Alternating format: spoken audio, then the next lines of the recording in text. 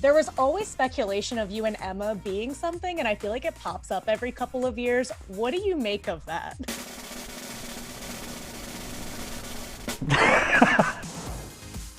So we have hit movies, theme parks, talks of a series. Now we have a flagship store. Tell me about this, because I've been to, like, there's the store in the Universal Studios. I've been to the one in King's Cross. So what is like the difference? What is this store exactly? Well, that's the beauty of it, is I don't think we really know quite yet. But I sort of see it as like an international clubhouse.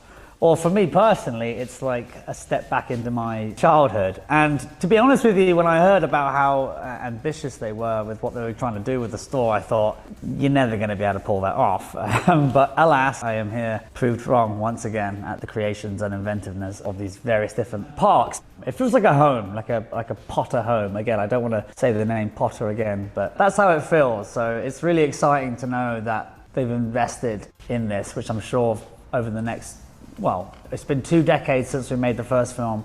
I'm sure in the next 2 decades, this will be a really safe, lovely, positive, great place to go visit. So I'm excited. I was gonna say, you're saying Potter and not I Potter. know. Saint Potter. I know, you caught me out there. I saw recently that you went back and watched the movie, the first movie, which is on a 20-year anniversary, which is insane.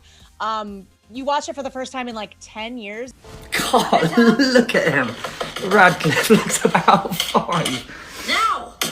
Ah, good Lord. All right. Keep it together, keep it together. It was the first time that I've ever watched it thoroughly, as far as like actually, I mean, I remember the premieres, but I remember just kids booing me and thinking that I was a sod in real life, which subsequently meant I was doing a good job. But it's been a long time. Start getting pretty teary and going like, wow, that's my childhood, or at least the start of a lot of start of an adventure that here we are 20 years later still talking about it. There was always speculation of you and Emma being something, and I feel like it pops up every couple of years. What do you make of that?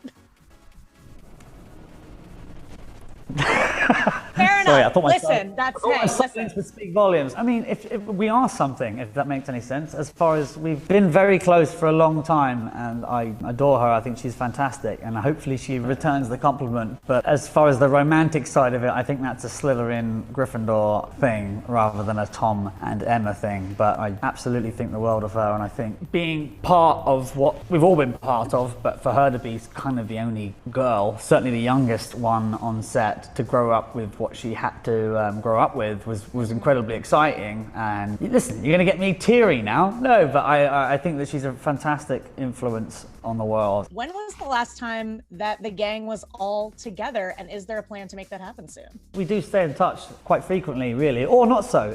It's nice that we're always in 4 different corners of the earth, and yet when we catch up, it feels like yesterday that this was all going on. And it's really touching and sweet, I think, that like Daniel, Rupert and Emma especially, they gave so much of their lives to the films and to the Potter universe, if you will, and yet all 3 of them are still equally proud and amazed, really, as I am, as we all are, amazed at how much positivity has come off the back of the films and fan clubs and the Potterverse, or whatever it goes in. So I know that I can speak for all of them when I say that we're all very proud of what we did, and we're very excited about all these new ventures. I think one of the saving graces of us as a family is that we all grew up with it, and we're still growing up with it, and we're still exploring different parts of our own lives. I know Emma's, well, all of the cast have got their own ventures going on, whether it's... Rupert as a baby? Right? Rupert's a dad. I was like, what? That was amazing. And it's so nice to see that, and it's nice to see Emma spread her wings into so many different other entities other than acting, because she's incredible in many different other factions. And then, yeah, just sort of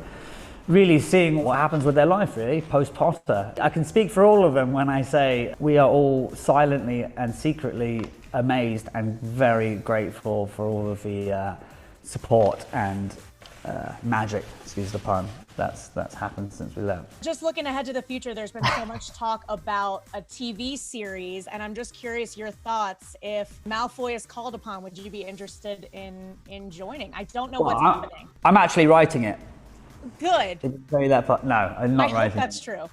This is the first I've heard of it, today in fact, a part of the series. I doubt it highly, Listen, the Harry Potter flame is not going to burn out anytime soon, so it wouldn't surprise me whatever way it rears its beautiful head next time. But yes, obviously, if you're asking me, do I feel slightly possessive over the character of Draco? Absolutely. Or Lucius, or whatever it may be. When they give me the chance, the hair will go back to blonde. But until then, I'll just celebrate what we've done so far. You know, I talk to a lot of people that are part of these like major franchises, and they go, some of them like, they kind of try to distance themselves. And I just love how like immersed you are in the Harry Potter universe still. Did you ever go through that journey of being like, I kind of want to be like not completely associated with this? And what brought you back? What brought you back into the fandom? I'm lucky enough that I live a very normal life.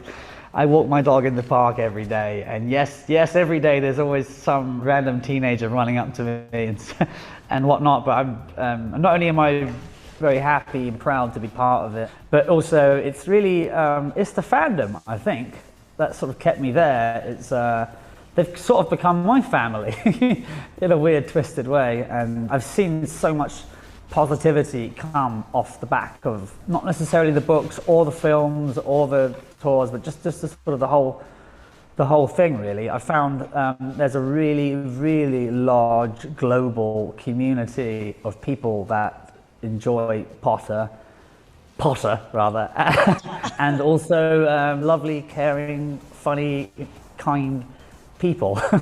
And that's the kind of the peoples I like. And I think the New York store is just another opportunity for people of that nature to get together, really, and sort of celebrate life, even if they are Muggles or Ravenclaws or Hufflepuffs. We're accepting.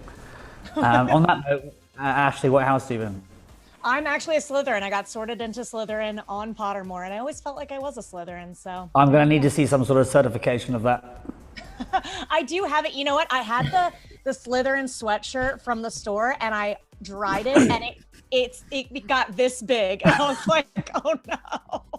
Well, that's the other reason why I'm so excited about all of these different ventures, is that I get to go on a supermarket sweep and grab as much Slytherin swag to decorate my office with, so that's the bonus. Didn't you get sorted into Hufflepuff? Let's not go there.